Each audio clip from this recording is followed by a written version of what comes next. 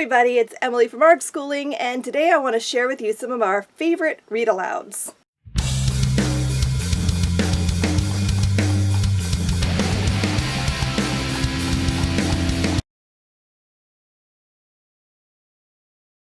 So I just pretty much walked through my house. I picked out books that I remember being really great read-alouds. That my criteria for what makes a great read-aloud is 1, my kids enjoy it. That's important. And I enjoy it too. 2, that it flows well. It reads aloud well. Some books don't work as read-alouds. They just work better to read on your own. And I don't know how to explain that. It just, the way a story flows, the readability, the way it sounds when you read it out loud. I went through the house, me and my kids, and we picked out 10 books that we remember as being great read-alouds. So I'm going to try to make this from younger to older, but they're all chapter books. I don't have any picture books this time. That'll be another video. But for this video, we're focusing on chapter books. So the first book I want to share with you is The Boxcar Children by Gertrude Chandler Warner. This is probably one of the first books that me and my kids read together. And it's just a really sweet story about these 4 children who are siblings, and they're orphans, and they're trying to stay together. They're afraid of being caught because if they get sent to an orphanage, they could get separated, and they really want to stay together and be a family. And so they find this abandoned boxcar and they turn it into a house. And it's just a really fun story for children, I think, the idea of these kids making a home for themselves and how they decorate it and how they wash the dishes and how they do all these things. And it's really fun and sweet, and it has a nice happy ending, and it's just a really lovely book. And this is a great first read aloud. My kids have all really enjoyed it. Next on that list will be The Tale of Despereaux by Tate DiCamillo. This is by far one of my all-time favorite read-alouds. I love reading this book. It's a beautiful story. It flows really, really well. Tate DiCamillo is a fantastic author. She really knows how to tell a story and how to really capture an audience. This is the book that I think really got my boys hooked on reading when they were very small. I think we read this when they were about 6, and it was the first book that they were like, don't stop reading, keep going, what's the next chapter, what happens next? And I loved that. That was so exciting for them because, they're rambunctious boys, they don't really want to sit still and listen, so for them to get that involved in a story was just like music to my ears. Loved it. So that alone kind of solidifies this as one of my favorites. Of course, I can't make this list without including Roald Dahl. A lot of my books are packed right now because we're getting new bookshelves put in. This is one I could find. But James and the Giant Peach is an awesome, fun story for kids. It's got bugs who can talk. I mean, what more do you need? Talking bugs riding in a peach that is being flown through the air with balloons. I mean, it's a perfect story. I'd also have to include on this list, if I could have found it, I would have, but Charlie and the Chocolate Factory and Matilda, those, and the BFG. Those are the classic Roald Dahl stories that my kids have all really loved. And then I have Half Magic by Edward Eager. This is a classic. This is actually, oh, no it's not. I have 2 copies. I have one that is my original copy from when I was about 9, and this is a newer one I got.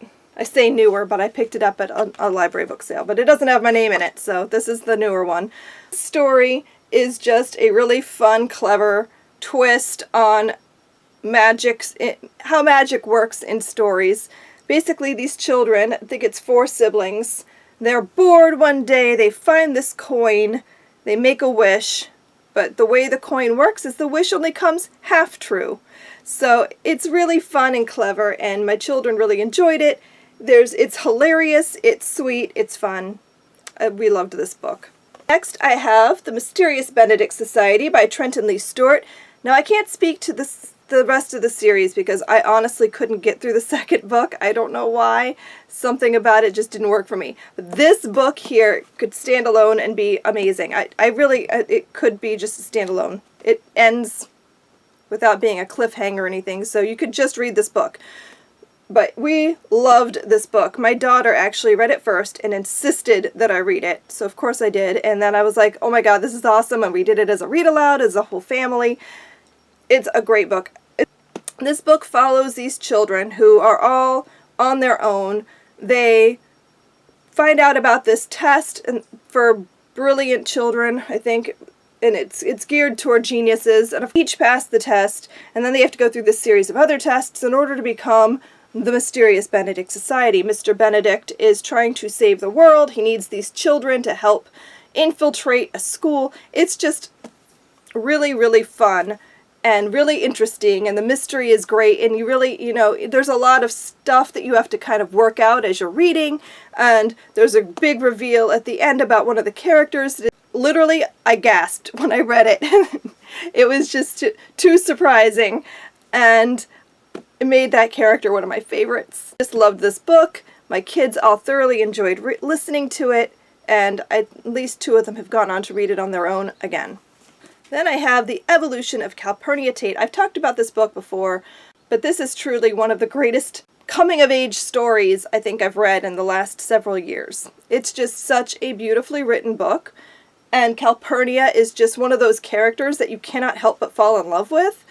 And it takes place at the turn of the century. She's growing up as the only daughter in a family with, I believe, 7 brothers. It's been a little while since I read it. I want to say 7 brothers. And she's right in the middle. It's about her adventures with her grandfather, who is a scientist, and how she learns about the process of science, and they find a new plant that they're trying to figure out if it's a new species of plant, and it's all about, that process, and just her learning about her place in the world, and how she wants to become something that is looked down upon by society. She wants to be a scientist, but she's a girl living in 1899, and she's in a wealthy family. She's expected to marry well and have children, and she just doesn't want that for her life. And it's about how she kind of comes to terms with how she will live in that world. But I love this book so much. It's fun to read aloud. I love doing the accents. I grew up in the South, so I know a Southern accent, and I think I do one pretty well, I don't know, but my kids all really enjoyed the story. I have The Hobbit. This is my hardcover that I lost the dust jacket for, but it's still, beautiful hardcover. This is the illustrated. We find it. Isn't that beautiful? Yeah, this is beautifully illustrated by Michael Haig. But anyway, The Hobbit, what more do I have to say? This is just a classic work of fantasy. It's so fun to read. I love the way it flows. Tolkien is a genius when it comes to writing. And it's hilarious. There are some really just so funny scenes in this book that I don't think people really realize how funny The Hobbit is. But it is. There's some really funny scenes. And it's such a great story, and it sets up The Lord of the Rings, which is also a great book to read aloud. Then, of course, the Harry Potter series. I just grabbed the first one. See how sad my copy is? It's really sad. I need to replace these. These have been read and read and read and reread so many times. But this series, of course, makes a fantastic read aloud. We spent a year, me and the twins, and of course my oldest, because she just, could not listen.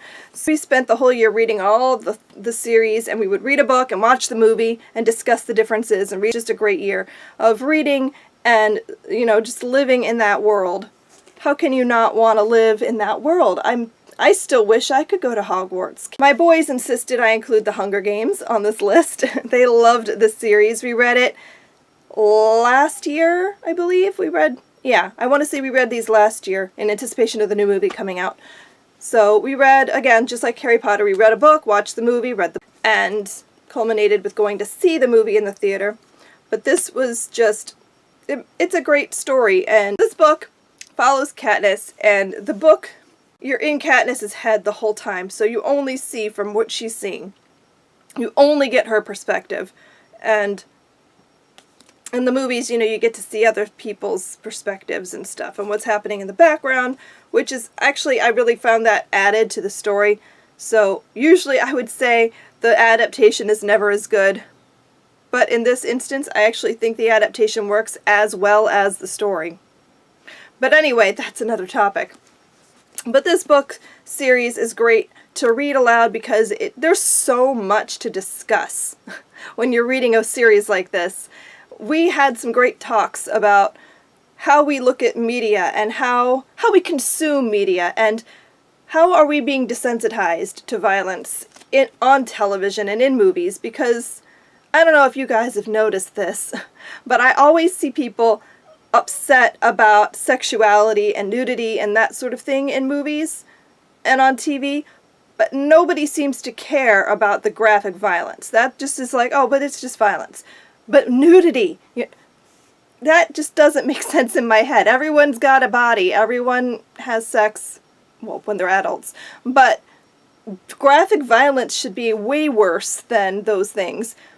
And that's one of the things we talk about, actually, when we read this book, is just like, what makes us so desensitized to that? And what are we the capital? And it's just great discussion starter with teens. They also insisted I include one of my all-time favorite books, Watership Down. I was so pleased when my boys were like, hey, don't forget Watership Down. It's like, of course not.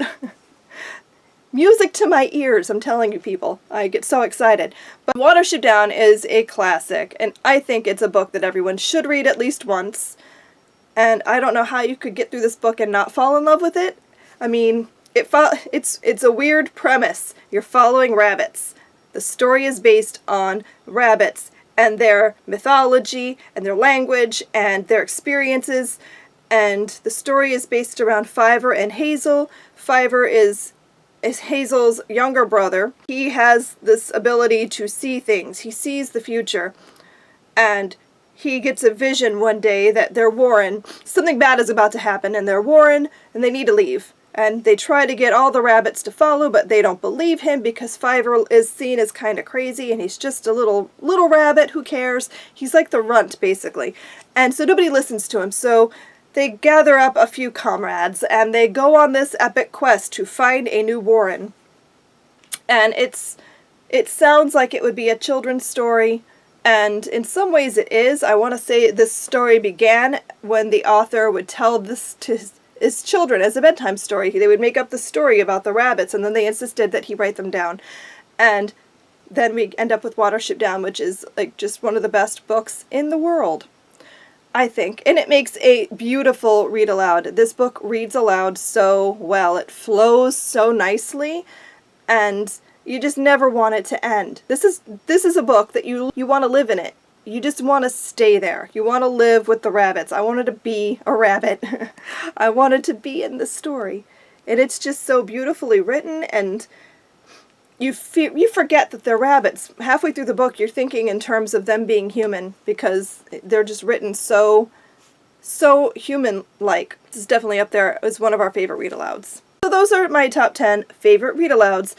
What books have you enjoyed reading with your children? Please let me know down below in the comments and we can discuss, because I'm always looking for new recommendations for books to read. Thank you for watching. I hope you enjoyed this video, and I will see you guys in the next one. Happy reading. Bye!